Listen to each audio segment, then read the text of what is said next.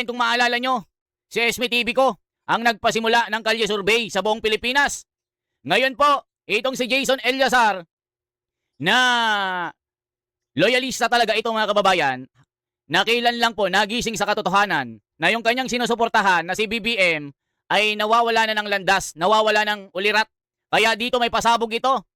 Dahil nga po, talagang nabulag daw siya ng matagal. Matagal siyang naniwala sa mga filosofiya ni BBM na siyang magpapatuloy ng mga nasimulan ni PRRD. Pero dito mga kababayan, talagang pinunit pa ang kanyang damit. Panoorin po natin ang paglalabas ng sama ng loob. Dahil nga po sa ginawa nila kay Senador Marcoleta, matindi. Talagang hindi matanggap ni Jason Eliazar na loyalista. Ito po mga kababayan, isa palang kapatiran itong si Jason. Itong loyalista na talagang loyal na loyal kay BBM. Ito rin po yung mga nagkakalye survey mga kababayan. Ako, kilala nyo po ako from the start ng kalye survey at campaign. Buong Pilipinas, nililibot ko din mga kababayan. Sariling gastusin, pati ticket sa aeroplano ay binabayaran ko para lang masuportahan si BBM. Di ba mga kababayan? Kalye survey po, tayong nagpasimula niyan. So ngayon, si itong loyalistang vlogger na ito ay talagang pinunit ang damit niya. Dahil yan daw ang simbolo ng kanyang katapatan kay BBM. Pero ngayon, wini-withdraw na ang kanyang suporta. Dahil nga po, hindi na alam ang ginagawa ni BBM dito. Isang kalapastanganan ang pag-aresto at pagpapakulong kay Marcoleta. Ito ay kawalang katarungan at kawalang pagtingin ng pantay ng batas. Kaya dito, bendalo ang nangyayari. Kaya mga kababayan, panoorin po natin ang pagpunit ng damit ng isang loyalista. Galit na galit mga kababayan. Ito po, panoorin po natin. Ang pinaka-loyal sa lahat. Ito po, panoorin nyo po. Talagang galit na galit po ito. Ito po siya. Panoorin po nyo mga kababayan. Talagang iniwan na si BBM. Dahil si BBM ay taliwas na sa kanyang ipinaglalaban na filosofiya. At talagang wala na. Nagsisialisan na yung mga vlogger niya. Ito po. Hindi na ako naniniwala sa'yo, BBM. Nako Hindi po. ako naniniwala na sa'yo. Hala ka, pinunit. Magandang araw po sa lahat po ng aking mga followers dito sa Facebook. Kayo po na mga nakasama ko mula nung nangampanya po tayo para kay Pangulong Bongbong Marcos, mula nung sinuportahan natin siyang i-vlog mula sa ating mga kalye survey, mula Apari hanggang Hulo, Luzon, Visayas, Mindanao. Ayan mga kababayan, dito ilalabas ang sama ng loob ng isang loyalista. Sabi niya, ngayon lang daw siya nagising. Ang tagal na kitang sinasabihan. Tol, brother, nalayasan mo na yan. Dahil simula pa lang mga kababayan ang kanyang panunungkulan, pabonjing-bonjing. Isipin mo yung anti-corruption law na ginawa ni Tatay Digong, ibinasura niya. Ibig sabihin, pag wala yung batas na yon, malaya yung mga korap na magnanakaw sa pera ng bayan. So ito pa mga kababayan ko, naku po, magugulat kayo. Naglabas ang sama ng loob. Hindi na ako naniniwala sa'yo, BBM. Hindi po ako naniniwala na sa'yo. Pinunit na. Magandang araw po sa lahat po ng aking mga followers dito sa Facebook. Kayo po na mga nakasama ko mula nung nangampanya po tayo para kay Pangulong Bongbong Marcos, mula nung sinuportahan natin siyang i-vlog mula sa ating mga kalye survey, mula Apari hanggang Hulo, Luzon, Visayas, Mindanao. Dumami po ang followers ko na umabot na po sa 459,000 na katao. Na alam ko po, lahat po yan, halos lahat po yan ay maka-BBM, no? Maka-Marcos po lahat ng aking followers, 459,000. Pero mga kababayan ko, pinag-isipan ko po ito ng mahabang araw, panahon, kung gagawin ko ba ito. Kasi hindi ko na po talaga masisikmura ito. Nasa inyo na po yon kung ano po ang gagawin nyo matapos nyo marinig itong video ko. Ayan mga kababayan, nako, hindi na daw niya masikmura ang ginagawang trabaho ni BBM. Nakita nyo naman po, si Senador Marcoleta. Alam po natin na matinong gobyerno itong si Marcoleta. Matinong politiko. Malinis ang pangalan. Siya po ang nag-iimbestiga at iniimbestigahan ang pagnanakaw ng flood control. Pero anong ginawa ni De Junior, mga kababayan ko? Inutusan niya yung kanyang mga aso. Kung ano ituro ni De Junior, yun ang ikukulong. O, nakita nyo? Ang dami pong mga guilty dyan. Want to create a high-quality cinematic rain night portrait? No professional photographer needed. No experienced colorist.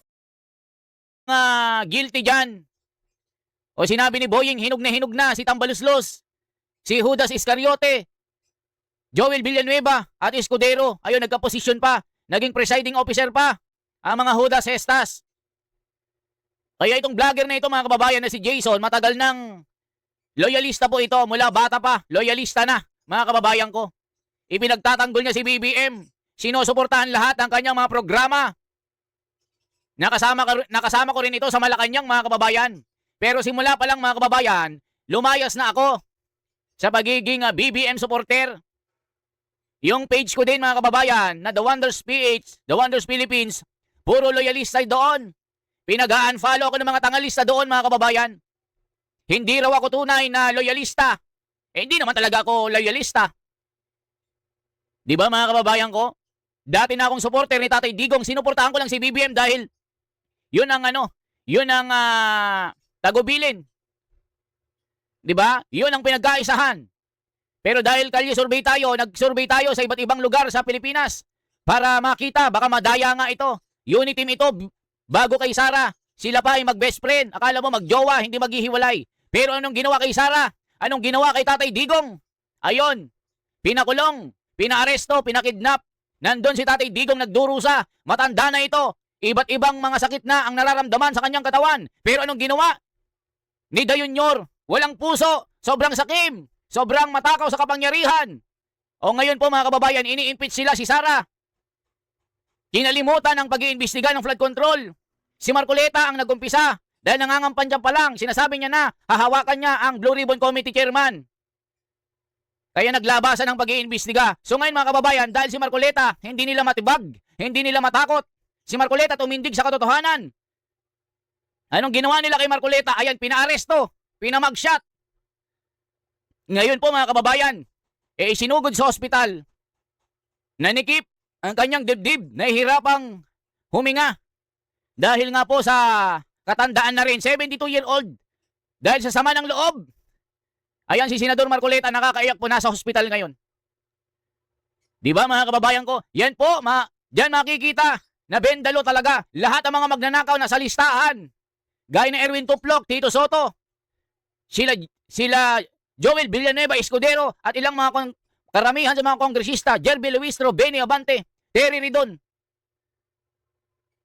Ang dami nila, mga kababayan, sa listahan. Meron bang nakulong? Meron bang iniimbestigahan? Kaya nila dinidikdik si Sara, para ayaw nilang maging pangulo ito. Si Marcoleta, dinidikdik nila kasi nga malakas na maging kalaban nila sa impeachment. Parang sa isang basketball. Isang player pinilayan nila para hindi makapaglaro sa finals. Yan ang ginawa nila kay Marcoleta. Ikinulong at pinaresto. Ituloy pa natin ang pasabog na ito. Kayo na po ang bahalang magpasya. Pero ngayong araw po na ito, July 6, 2026, meron po akong 459,000 na follower na maka-BBM po, halos lahat yan, dito sa Facebook. Ipinapaabot ko po sa inyo mula ngayong araw na ito na nagwi-withdraw na po ako ng support dyan kay BBM. Nako. Pinag-isipan ko po ito maigi. Pinag-aralan ko yung mga pangyayari at napatunayan ko po, base sa aking sariling investigasyon at opinyon, napatunayan ko po na wala na po sa wisyo ang gobyernong ito. No? Yung dating ibinoto natin na inaasahan natin na magtataguyod ng batas at ikauunlad ng Pilipinas. Ginamit nila yung kanilang kapangyarihan sa aking obserbasyon, sa aking opinyon. Ngayon ko lang na-realize na sinamantala po talaga nila. Pasensya na po kayo mga followers ko. Okay lang po sa akin. Yung 459,000 na followers ko, di bali po maging zero. Inaasahan ko po yan, after nyo mapanood itong video na to, inaasahan ko po yan na magiging zero ang aking followers. Pero wala po akong pakialam. Ginagawa ko po ito dahil talagang hindi ko na kaya yung aking nakikita sa pangyayari sa gobyernong ito. Ayan, mga kababayan, ganyan din ang nangyari sa FB ko. Puro loyalista, pinag-unfollow ako. Wala akong pake kung i-unfollow nyo ako.